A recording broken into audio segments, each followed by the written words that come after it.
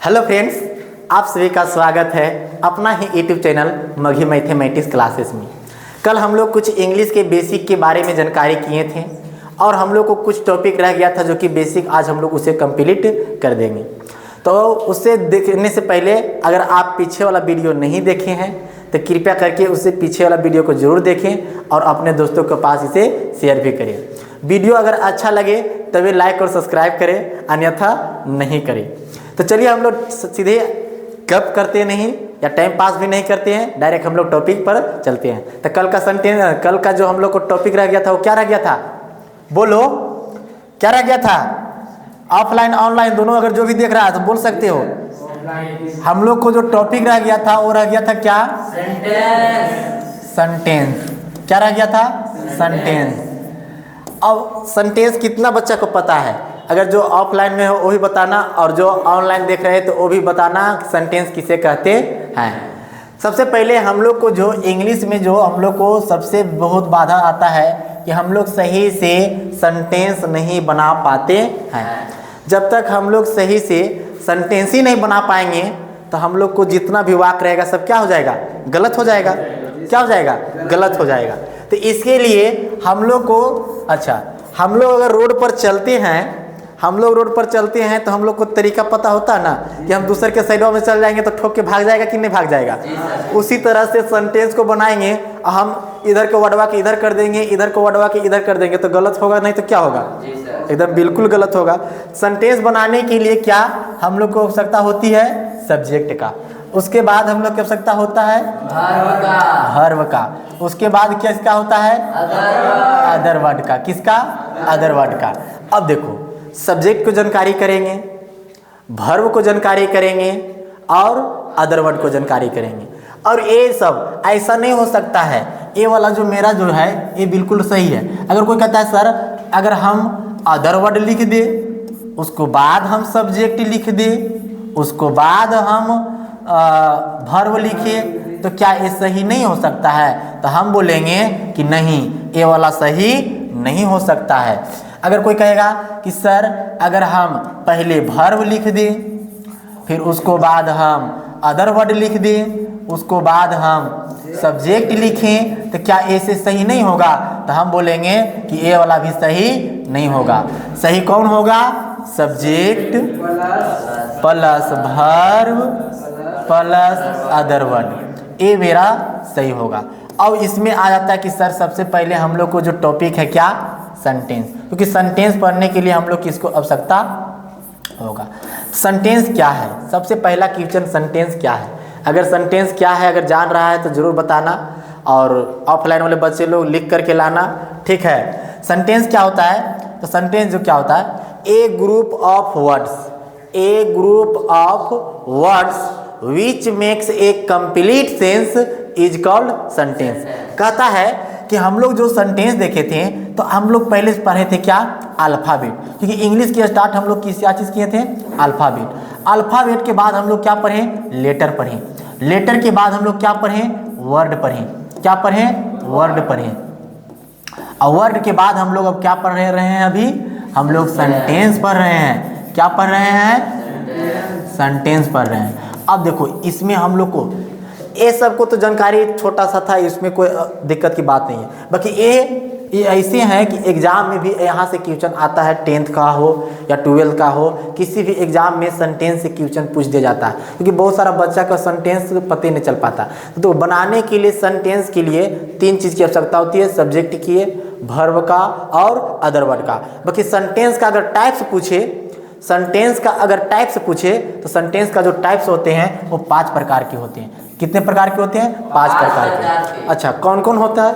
तो assertive sentence, interrogative sentence, optative sentence, imperative sentence, exclamatory sentence. क्या कौन सा बोले हैं? अगर सुन लिया है तो फटाफट लिख करके जल्दी बता देना, ठीक है। हम क्या बोले पहले? Assertive sentence, interrogative sentence, imperative sentence, optative sentence और एक्सक्लेमेटरी सेंटेंस। तो चलिए हम लोग अब टॉपिक को स्टार्ट करते हैं। देखो यहाँ पे हम लोग को मिल गया क्या? यहाँ पे हम लोग को दिखाई दे रहा है, क्या दिखाई दे रहा है? What is sentence. अब हम लोग सेंटेंस के बारे में चर्चा करेंगे कि सर सेंटेंस क्या है। मैंने बोल दिया था पहले कि a group of words which makes complete sense is called sentence. Word का ऐसा ग्रुप हो जिसका कोई ना कोई अर्थ निकलता हो, वर्ड का ऐसा ग्रुप होगा उसका कोई ना कोई क्या होगा, अर्थ निकलता। अच्छा, बहुत सारा बच्चा पूछ रहा है, कमेंट में लिख रहा है कि सर सेंटेंस का हिंदी क्या होता है। अच्छा, सेंटेंस का हिंदी क्या होता है, वाक्य होता है। क्या होता है, वाक्य होता है। हाँ, अब देखो हम क्या लिखें कि एक ग्रुप ऑफ वर्ड, देखो आई क्या है सर, एक वर्ड है। इट क्या है सर, एक वर्ड है। ए क्या है, ये सर ये भी वर्ड है। और मैंगो क्या है सर, ये भी वर्ड है। अब इसका अर्थ निकल रहा है, आई ईट ए मैंगो, मैं आम खाता हूं। अगर इसी को लिखे कि मैं, तो हम लिख दे आई ए मैंगो ईट। अब बोलो कैसे बोलाएंगे, हम लोग इंडियन है तो इंडियन जैसे सोचेंगे, मैं एक आम खाता हूं।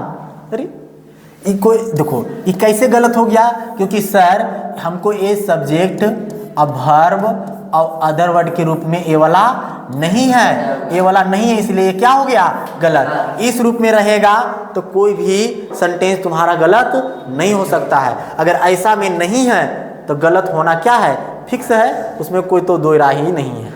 अब देखो यहाँ पे लिखें कम हेयर, यहाँ आओ, यहाँ आओ, और लिख दे हेयर कम। हेयर मतलब यहाँ और कम मतलब आओ, मतलब यहाँ आओ।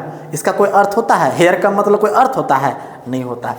आगे क्या है, व्हाट आर यू डूइंग, तुम क्या कर रहे हो, तुम क्या कर रहे हो। तो इसका अर्थ होता है, इसलिए सेंटेंस में क्या लिखा गया, ए ग्रुप ऑफ वर्ड्स। वर्ड का क्या होगा, एक समूह होगा, विच मेक्स कंप्लीट सेंस, जिसका कोई ना कोई अर्थ निकलता होगा, उसी को हम लोग कहते हैं क्या, सेंटेंस कहते हैं। क्या कहते हैं, सेंटेंस कहते हैं। क्या कहते हैं, सेंटेंस। सेंटेंस को पहले हम बता दिए थे, सेंटेंस को बनाने के लिए तो तीन चीज की आवश्यकता है, सब्जेक्ट की आवश्यकता है, वर्ब की आवश्यकता है, अदर वर्ड की आवश्यकता है।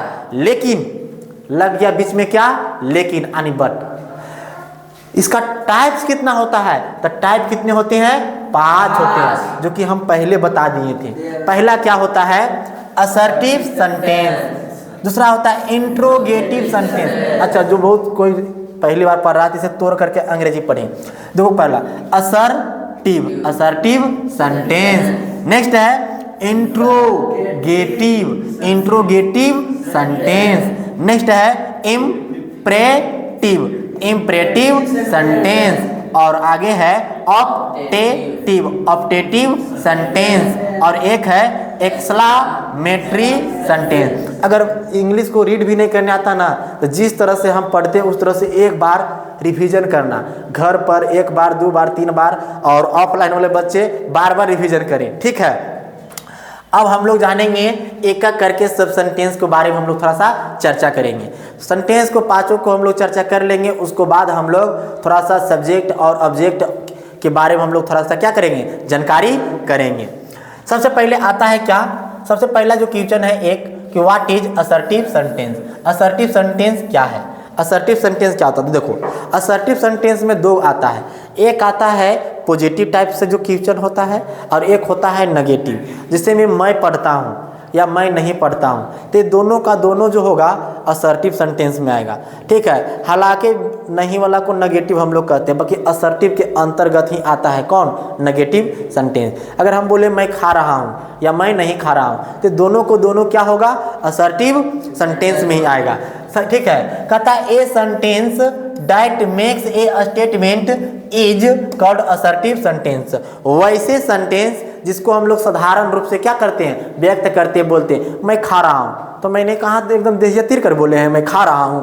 अरे मैं खा रहा हूँ, मैं पढ़ रहा हूँ या मैं पढ़ता हूँ, मैं जाता हूँ, मैं आऊँगा, ये सब क्या है, एक सिंपल है, साधारण वाक्य है। साधारण वाक्य जो भी होता है वो सब के सब क्या होता है, असर्टिव सेंटेंस। बाकी वहाँ पे कोई एक्सप्लेन करके बोले, कुछ और करके बोले, तो रिएक्शन अलग अलग होगा। जब अलग अलग रिएक्शन होगा तो अलग अलग सेंटेंस भी होगा, उसको बारे में हम लोग देखेंगे। जैसे हम बोले I am a student, simple नहीं ना, मैं एक छात्र हूँ, कितना अच्छा।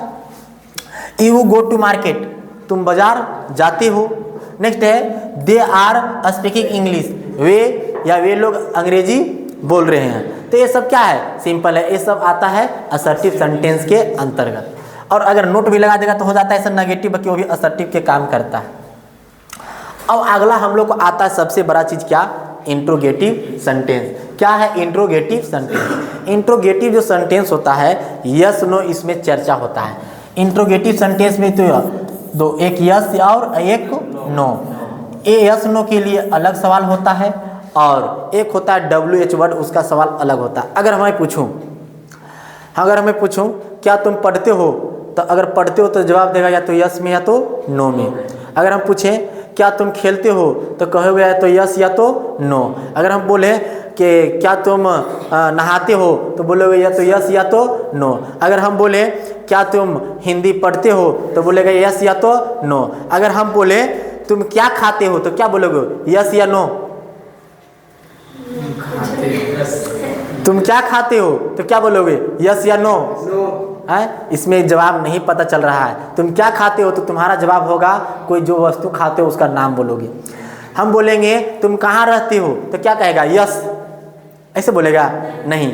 क्या बोलोगे कि मैं घर पे रहता हूँ, या मैं दिल्ली में रहता हूँ, या मैं पटना में रहता हूँ। हम बोले तुम क्यों रोते हो तो जवाब क्या दोगे, यस या नो बोलोगे? नहीं, वहाँ पे कारण बताओगे। जब यहाँ पे कारण बताना पड़ेगा, और जब कारण बताता है, जब कारण बताना होता है वो होता है WH इंट्रोगेटिव सेंटेंस। और जब कारण नहीं सिर्फ यस नो से काम चल जाएगा तो वो हो जाता है तुम्हारा interrogative sentence, direct interrogative sentence होता है। फिर से एक बार क्वेश्चन, क्या तुम पढ़ते हो तो इसका जवाब देगो यस या नो में। तुम क्या पढ़ते हो तो इसका कारण हो गया क्या चीज पढ़ रहा है भाई, क्या काम कर रहा है, क्या पढ़ते हैं, तो हिंदी, इंग्लिश, मैथ, संस्कृत जो भी पढ़ते हो उसको बारे में बताएगा। ठीक उसी प्रकार से हम लोग कहता है what is interrogative sentence. What is interrogative sentence कहता है a sentence that ask A question is called N interrogative sentence. वैसे सेंटेंस जिससे प्रश्न पूछने का बोध हो, वैसे सेंटेंस जिससे प्रश्न पूछने का बोध हो उसे इंट्रोगेटिव सेंटेंस कहते हैं। हम बोले तुम्हारा नाम क्या है तो प्रश्न पूछे, तुम क्या तुम पढ़ते हो तो मैंने पूछा है। आने जिससे पूछने का बोध हो, जो जिससे पूछने का बोध हो वो सब का सब क्या होता है, इंट्रोगेटिव सेंटेंस होता है। अब आते हैं कहता है इंट्रोगेटिव सेंटेंस को हम लोग कैसे पहचानेंगे। तो इंट्रोगेटिव सेंटेंस पहचानने के लिए हम लोग को बस इसको हम लोग क्या करते हैं, गांव देहात में जब हम बचपन में पढ़ते थे तो हमको मास्टर साहब बताते थे हंसुआ वाला चिन्ह रहेगा ना तो उसे हम लोग इंट्रोगेटिव सेंटेंस कहते हैं। ये हंसुआ वाला नहीं है, इसे कहा जाता है प्रश्नवाचक चिन्ह। ठीक है, कहता है जिसको हम लोग क्वेश्चन मार्क्स कहते हैं। नोट में है it ends with question marks आने के। ये जो वर्ड है सेंटेंस के अगर अंत में क्वेश्चन मार्क अगर हम देखेंगे तो ये सेंटेंस क्या होगा, इंट्रोगेटिव सेंटेंस हो जाएगा, पहचान लेंगे। उसको बाद हम लोग कहता है कि there are two kinds of interrogative sentence. Interrogative sentence दो प्रकार के होते हैं, एक होते हैं यस नो इंट्रोगेटिव सेंटेंस, एक होता है WH interrogative sentence. Yes no interrogative sentence में मैंने पहले एग्जांपल बता दिए कि क्या तुम पढ़ते हो तो बोलेगा यस या तो नो, क्या तुम नाचते हो तो बोलेगा यस या तो नो। हम बोलेंगे तुम क्यों नाचते हो तो क्या कहोगे, यस या नो? नहीं, वहाँ पे तुम किस लिए नाच रहे हो उसको बारे में बताएगा। या तो बोलोगे भाई के शादी हो रहा था इसके लिए मैं नाच रहा था, दीदी के शादी था इसके लिए नाच रहे था। अरे किसी का शादी रहे, कोई बूढ़ा बूढ़ी में जाता तब वो भी नाचता है, या एक लगा था ऑर्केस्ट्रा था तो वहाँ पे ये सब होता है। अरे वो सब देख रहा है। एक होता है यस नो इंट्रोगेटिव सेंटेंस, एक होता है WH इंट्रोगेटिव सेंटेंस। हम लोग चर्चा करेंगे सबसे पहले यस नो इंट्रोगेटिव सेंटेंस के बारे में, यस नो इंट्रोगेटिव सेंटेंस के बारे में। हाँ, और पढ़ते भी जाए और साथ साथ नोट्स भी बनाते चले, क्योंकि बेसिक जानकारी पढ़ो न भी और दूसरे को पढ़ाओ भी। पढ़ो ऐसा कि पढ़ा सके, ठीक है? तो पढ़ते रहो और पढ़ाते रहें। कहता है where answer goes in yes no is called yes no interrogative sentence. जिसका आंसर यस नो में मिल जाता है उसे हम लोग यस नो इंट्रोगेटिव सेंटेंस कहते हैं। देखो जैसे हम पूछे, इसको भी स्टार्ट जो होगा, कहता है it start with auxiliary verb. Auxiliary verb, अब देखो इसका जो स्टार्ट होगा इंट्रोगेटिव सेंटेंस, एक स्टार्ट होगा क्या चीज़ से तो हम पहले समझा देते हैं। एक होगा ऑक्सिलरी वर्ब। अब ऑक्सिलरी वर्ब अगर कोई बच्चा नहीं देखा है तो हम वर्ब पर जब जानकारी करेंगे, ऑक्सिलरी वर्ब की जो संख्या होता है वो टोटल 24 होता है। कितना होता है? 24 होता है। कौन कौन होता है? तो अगर लिख देते हैं, बहुत सारा बच्चा एक्जुलरी वर्ब नहीं, तो is, am, are, was, were, do, does,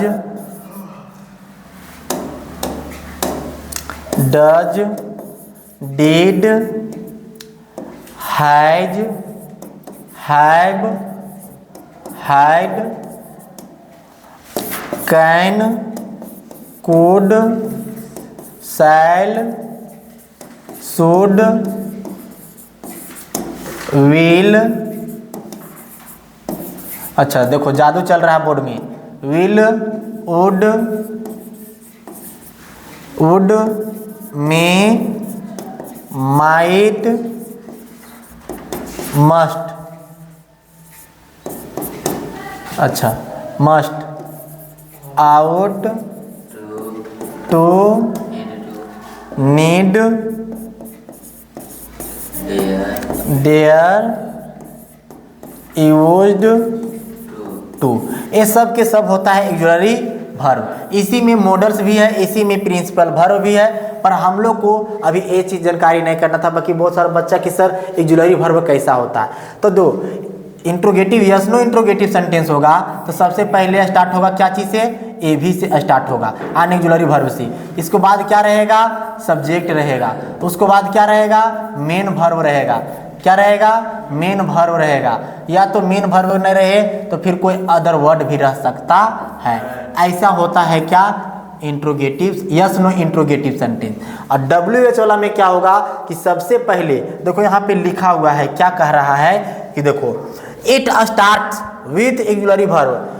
अगर स्टार्ट मतलब शुरू में अगर ए भी से, देखो ए आर है, डू है, आने की ये एक्जुलरी वर्ब से स्टार्ट है, इसलिए यस नो इंट्रोगेटिव सेंटेंस है। अगर यही स्टार्ट हो जाता WH से तो हो जाता WH इंट्रोगेटिव सेंटेंस हो जाता। जैसे यहाँ पे देखते हैं, कह रहा है क्या? WH word interrogative sentence, WH word interrogative sentence कहता है where answer goes in to more than 2 words is called with WH interrogative sentence. वैसा सेंटेंस जिसमें यस नो तो नहीं बल्कि उसमें कोई कारण हो या कोई किसी कारणवश किसी समस्यावश उसको बहुत बताना पड़ेगा, उसी को हम लोग WH इंट्रोगेटिव सेंटेंस कहेंगे। अब देखो हम लोग कहता है इसमें दो चीज़ है, नोट में हम लोग कर लेंगे। It starts with WH word. अब WH वर्ड से क्या हो जाएगा? शुरू होगा। WH इंट्रोगेटिव जो सेंटेंस होगा क्या होगा? WH वर्ड से शुरू होगा। और कहता है उसको बाद क्या रहेगा? Auxiliary verb comes after WH word interrogative sentence. WH से स्टार्ट होगा यानी इसका जो स्ट्रक्चर बन जाएगा तो बन जाएगा कि WH प्लस ए भी क्यों सर? क्योंकि लिख रहा है एक्जुलरी वर्ब कम्स आफ्टर, तुरंत इसको बाद ए भी रहेगा। उसको बाद क्या रहेगा? सब्जेक्ट रहेगा। उसको बाद क्या रहेगा? एम भी रहेगा।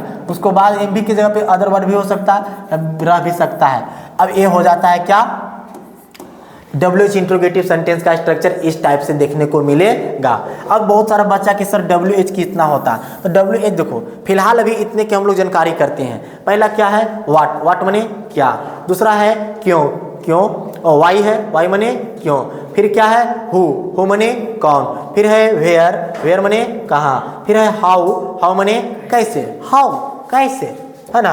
वेन मने कब। विच मने कौन या कौन सा।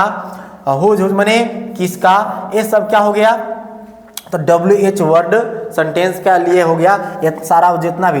तो हम लोग अपने भाषा में समझते हैं कि सर या तो मीनिंग W से शुरू होगा या तो A से शुरू होगा, इसी को बोला जाता है WH वर्ड। एक बच्चा था बोला सर वॉच, क्या बोला? वॉच। सर आप बोले ना कि W से शुरू जो मीनिंग होगा वो WH वर्ड हो जाएगा, तो हम एक बच्चा बोला कि सर वॉच WH वर्ड है। हम बोले अरे बाबू ऐसा जिसमें उसका कोई पूछने का बोध हो। वॉच से क्या कर सकते हो? पूछ सकते हो। वॉच से पूछ सकते हो? नहीं पूछ सकते हो। क्या पूछ सकते हो? या तो क्या, तुम क्या पढ़ते हो, तुम क्यों पढ़ते हो, तुम कैसे पढ़ते हो।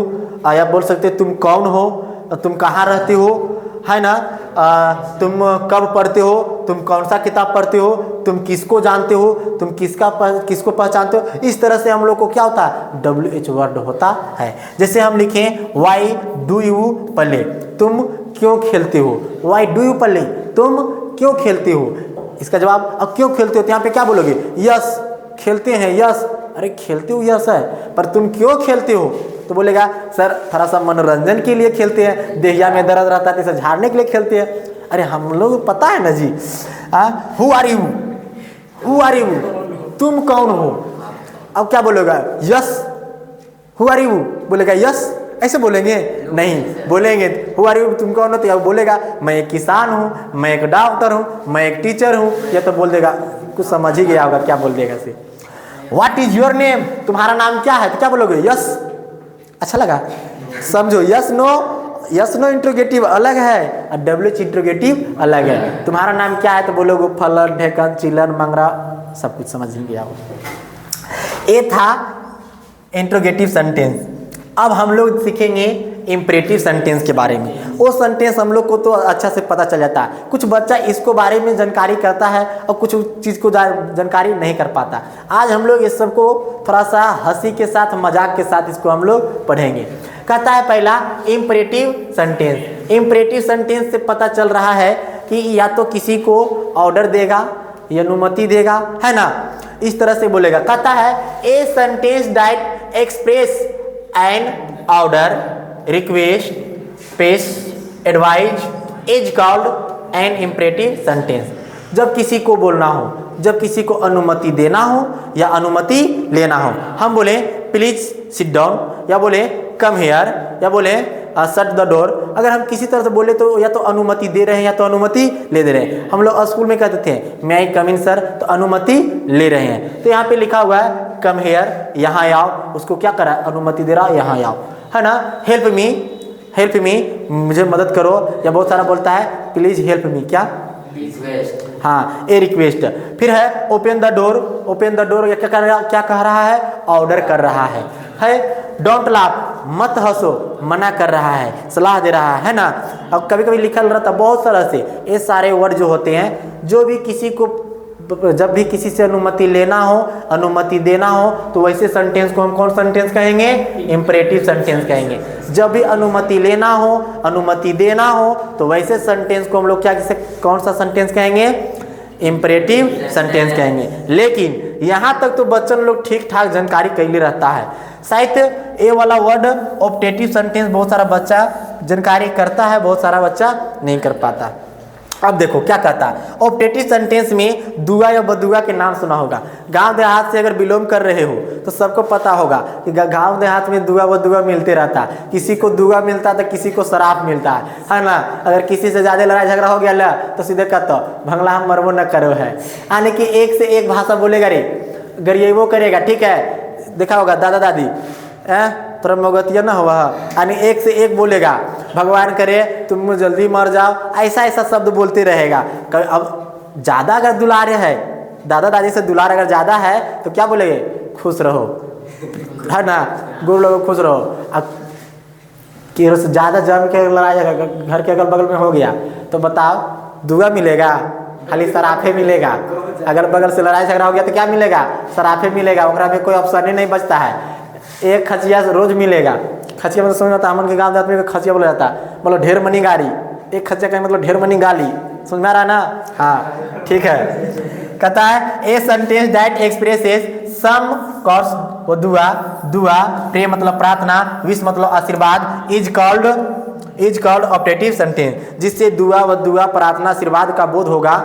जब भी दुआ का बोध हो, आशीर्वाद का बोध हो, प्रार्थना का बोध हो, तो वो कौन सा सेंटेंस कहलाएगा, ऑप्टेटिव सेंटेंस कहलाएगा। आज के बाद अगर पूछे कि दुआ व दुआ देने वाले सेंटेंस, दुआ व दुआ देने वाले वर्ड को हम कौन सेंटेंस कहेंगे, ऑप्टेटिव सेंटेंस कहेंगे। जैसे में मे गॉड हेल्प यू, भगवान करे तुम अच्छे रहो, है ना।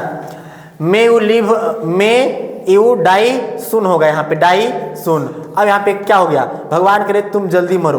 अब किसी को ये बोल देगा भगवान करे तुम जल्दी मरो तो समझ जा दोगुना मार बजरेल तैयार है, किसी को बोल नहीं सकते ऐसे।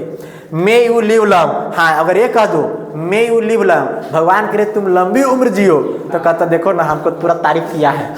अब यही जगह ये पर बोल दो मे यू डाई सुन, तो समझ जाओ, थप्पड़ से मारेगा, थप्पड़ से। मे ही सक्सेस, भगवान करे वह सफल हो जाए, तो ऐसे बोलोगे ना तो लोग खुश रहेगा। और जैसे ही दुआ दे देगा वह दुआ दे देगा, हाँ एक खचिया गाड़ी धैल रहेगा। ठीक है, इसको सुधार ले।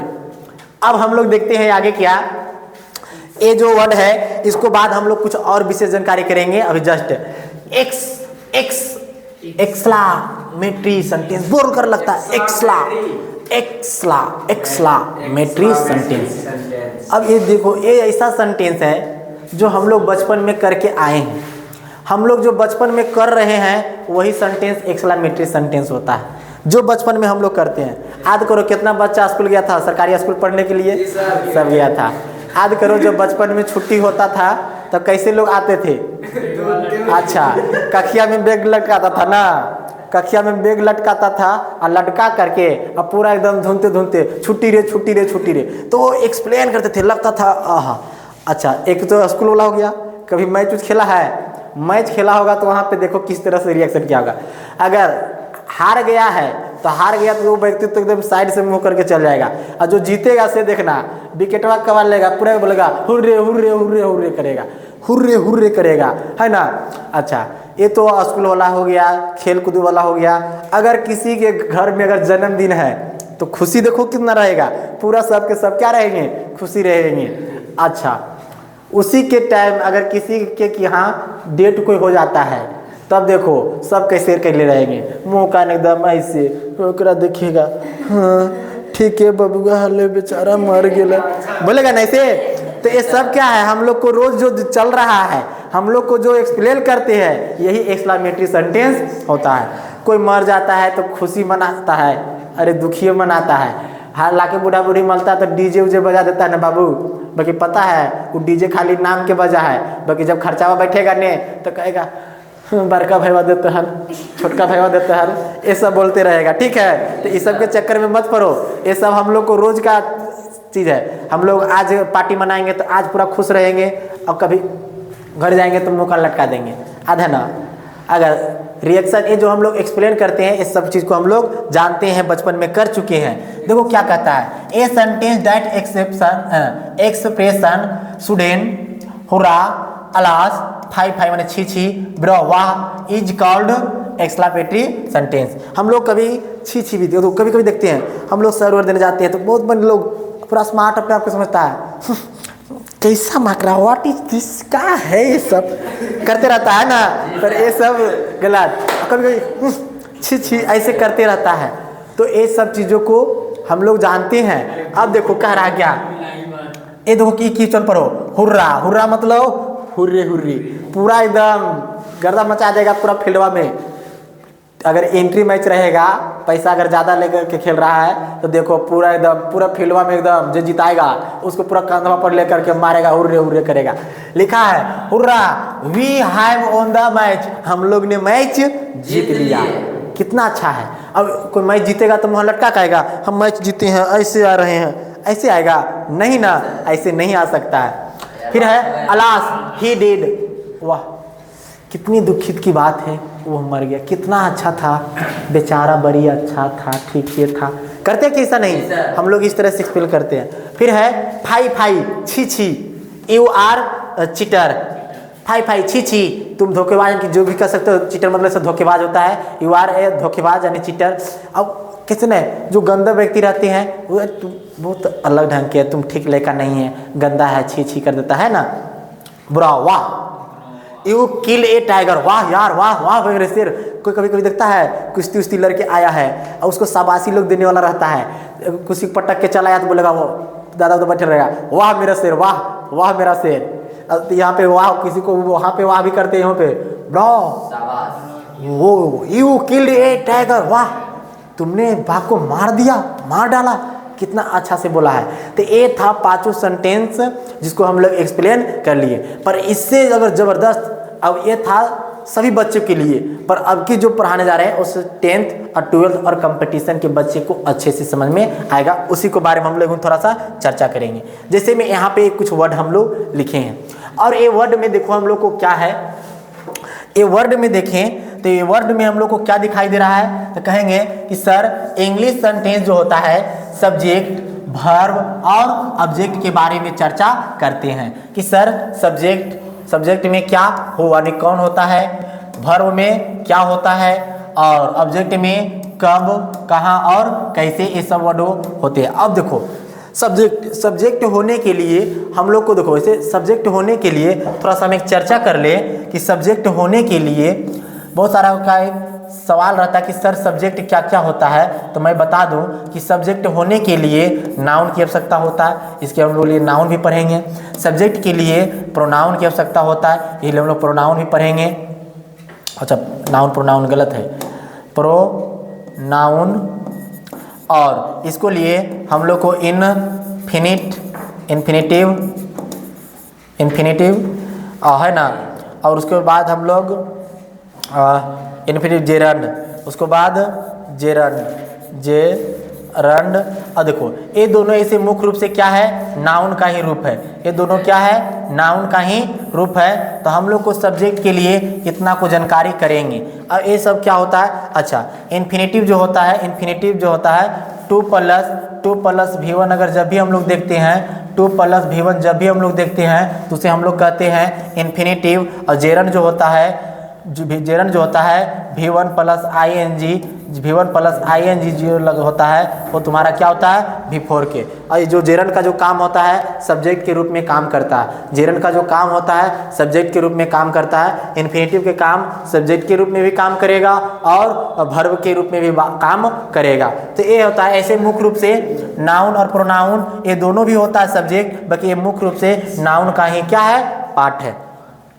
अब हम लोग क्या देख रहे थे, यहाँ पे देखो हम लोग क्या कर रहे हैं कि जो सब्जेक्ट होगा या तो वो नाउन होगा या तो वो क्या होगा, प्रोनाउन होगा। और हम बोले कि जेरंड भी हो सकता है, इन्फिनेटिव भी हो सकता है, ऐसा नहीं कि नहीं हो सकता, जेरंड भी हो सकता है, इन्फिनेटिव भी हो सकता है। अगर जेरंड और इन्फिनेटिव की बात किया जाए तो जेरंड और इन्फिनेटिव क्या है, तो मुख्य रूप से वो भी क्या है, नाउन है। अब देखो हम लोग को नाउन जैसे में ही, सी, इट, अच्छा यहाँ पे कुछ वर्ड लिखा हुआ था, झप गया है, झप गया क्या यहाँ पे, अच्छा है ना, चलो देखो we, you, they, name, etc सब ये क्या होता है, तो ये सब या तो नाउन है, इसी में क्या है, प्रोनाउन है। जैसे में ये सब के सब जितना वर्ड देखें यहाँ तक जितना वर्ड देखे सब के सब क्या था, प्रोनाउन था। एक बार हम लोग इसे फिर से देख लेते हैं। हम क्या बोल रहे हैं कि प्रोनाउन में कौन कौन सारे वर्ड है, तो प्रोनाउन में ये सारे वर्ड जितना भी दिखाई दे रहा है, ये यहाँ से लेकर ये वर्ड जितना भी है सब के सब क्या है, प्रोनाउन है। और नाम जो भी आएगा तो सब जितना भी नाम आएगा, जो भी नाम आएगा तो सब के सब नाम क्या होगा, नाउन होगा। उसके बाद हम लोग देखते हैं क्या चीज़ के बारे में, वर्ब के 2 भागों में बांटा गया है, हम लोग भी चर्चा करेंगे। एक वो बांटा गया है मेन वर्ब के बारे में और एक हेल्पिंग वर्ब। हेल्पिंग वर्ब बोलो या तो ऑक्सिलरी वर्ब बोलो, ठीक है। मेन वर्ब में आता है लर्न हो गया, राइट हो गया, प्ले हो गया, गो हो गया, स्पीक हो गया, वॉच हो गया, etc ये सब वर्ड क्या होता है, मेन वर्ब के रूप में आता है। हम लोग जब वर्ब की जानकारी करेंगे, विशेष वर्ब पढ़ेंगे, वर्ब जो टॉपिक पढ़ेंगे इसके अंतर्गत बहुत सारे टॉपिक आएंगे तो उसको हम लोग कवर करेंगे। उसके बाद हेल्पिंग वर्ब के रूप में हम लोग ले लेते हैं इज हो गया, एम हो गया, आर हो गया, हैज, हैव, हैड और वाज हो गया, वर हो गया, और इसी में डू डज भी आ जाता है, डू डज डिड भी हो जाता है, ये हेल्पिंग वर्ब में। अब ऑब्जेक्ट के रूप में क्या होगा, ऑब्जेक्ट के रूप में क्या होगा, ऑब्जेक्ट के जो रूप में या तो ट्राइड, या तो ऑनेस्ट, या तो मी, या तो हर, या तो देम, या तो डेली, या तो टुडे, या तो ऑन, या तो टेबल, ऑन द टेबल एक साथ है, इन किचन, टू स्कूल, ये सारे के सारे अदर वर्ड के रूप में आता है। या तो अदर वर्ड या तो नाउन भी हो सकता है, प्रोनाउन भी हो सकता है और एडजेक्टिव भी हो सकता है। अब देखेंगे यहाँ पे तो देखो मी क्या है, तो सर मी प्रोनाउन है, हर क्या है, प्रोनाउन है। सर ऑनेस्ट क्या है, तो ऑनेस्ट एडजेक्टिव है। सर टू स्कूल क्या है, तो स्कूल यहाँ पे क्या है, नाउन है। ठीक है, टेबल क्या है, नाउन है। तो यानी कि ऑब्जेक्ट नाउन भी हो सकता है और प्रोनाउन भी हो सकता है और एडजेक्टिव भी हो सकता है, ठीक है। और इसको बारे में हम लोग पढ़ें, और उसको लिए सबसे पहले हम लोग इसको बारे में थोड़ा सा अच्छा से चर्चा कर लेंगे। ये जो वर्ड है इसको बारे में थोड़ा सा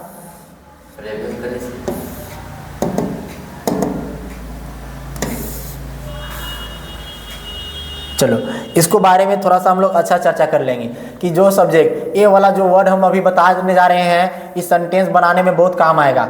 सब्जेक्ट यहाँ पे जितना सारा वर्ड है ये सब के सब क्या है, सब्जेक्ट है। I, we, he, she, it, you, they, ये सब के सब हम क्या रखें, सब्जेक्ट रखें। और यहाँ पे मैंने कुछ वर्ड लिखे हैं जो टेंस, वॉइस और नरेशन या किसी अन्य सेंटेंस को बनाने में हम लोग को काफ़ी मदद मिलेगा। तो उसको लिए हम लोग क्या करेंगे, ये पे क्या लिखा हुआ है, पास्ट, एक क्या लिखे हैं, प्रेजेंट, एक क्या है, फ्यूचर। आने की पास्ट में कौन कौन सा वर्ड का प्रयोग कर सकते हैं, प्रेजेंट में कौन कौन सा वर्ड का प्रयोग कर सकते हैं, फ्यूचर में कौन कौन सा वर्ड का प्रयोग कर सकते हैं, क्योंकि टोटल तो 24 होता है। 24 में से जैसे तैसे तो नहीं बैठा सकते हैं, कब कौन करना है। देखो सबसे पहले हम लोग ये भी जानेंगे कि आई के साथ अगर पास्ट के बात किया जाए, आई के साथ अगर पास्ट के बात किया जाए या तो वाज लगेगा या तो डिड लगेगा या तो क्या लगेगा, हैड लगेगा।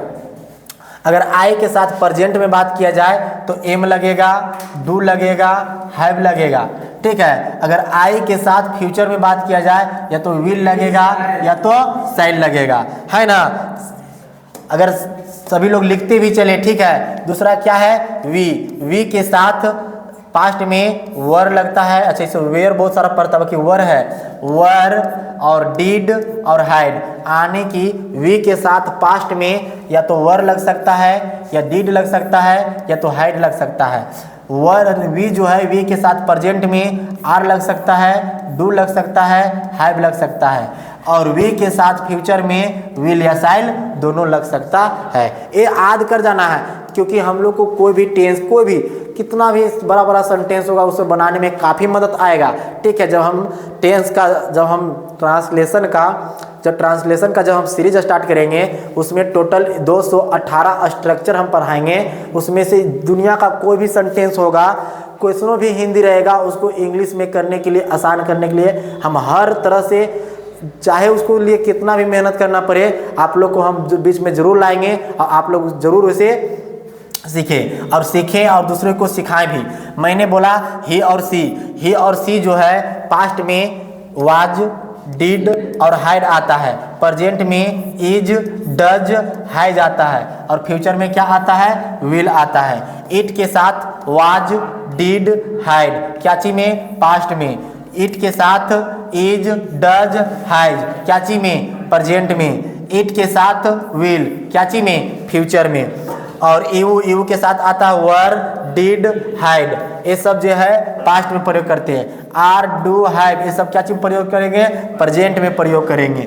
और यू के साथ यानी कि फ्यूचर में हम लोग विल का प्रयोग करेंगे। उसको बाद आता है दे जो है, दे के साथ पास्ट में वर, डिड, हैड, ठीक है। प्रेजेंट में आर, डू, हैव और फ्यूचर में सिर्फ विल। यानी कि ये सारे चीज़ को अगर इसको थोड़ा सा ट्रिक में समझें तो इतना याद रहे कि अगर सब्जेक्ट रहेगा सिंगुलर तो इस तरह से एक हम लोग बेसिक जानकारी करेंगे, एक सिंगुलर सब्जेक्ट और एक प्लूरल सब्जेक्ट के बारे में, सिंगुलर वर्ब और प्लूरल वर्ब के बारे में।